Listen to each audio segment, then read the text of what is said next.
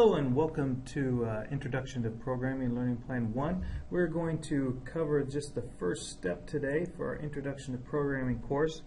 There are a couple things that we're going to concentrate on as we go through this course this semester.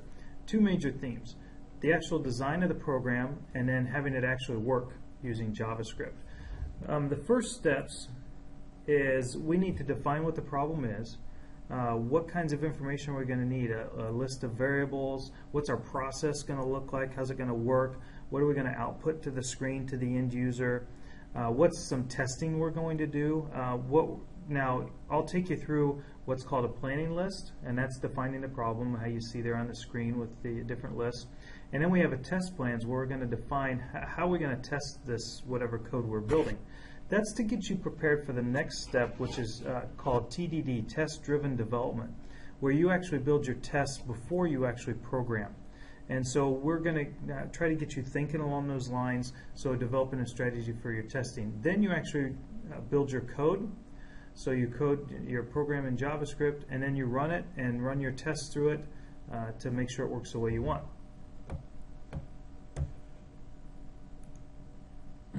Now, here's kind of how we're going to do. Now, in the beginning, you're not going to do this to a deep level, but by the time we get to later on in the course, Learning Plan 3, 4, 5, 6, you're going to be doing this on virtually every assignment, every lab, where you're going to define your problem. What's the checklist, the planning list you're going to have? What process you're going through? What variables do you need to input and output? Things like that.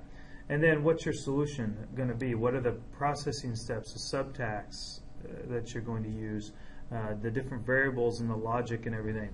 And then develop your outline and test for correctness. And then code it, actually program it, run it, make sure it works, runs it through your tests.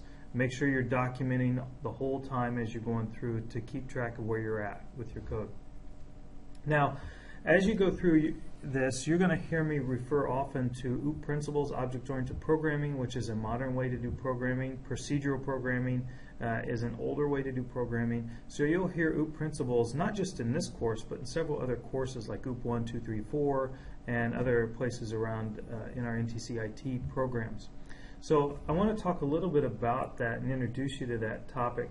Procedural programming is an older style of programming, whereas object-oriented programming is a newer style of programming. And so Java, C#, JavaScript, Cold Fusion, PHP, Ruby on Rails, all that stuff we'll do with OOP. Okay. Here's kind of how it works. With procedural programming, you start at step 1 and you go right through to step whatever, A to Z.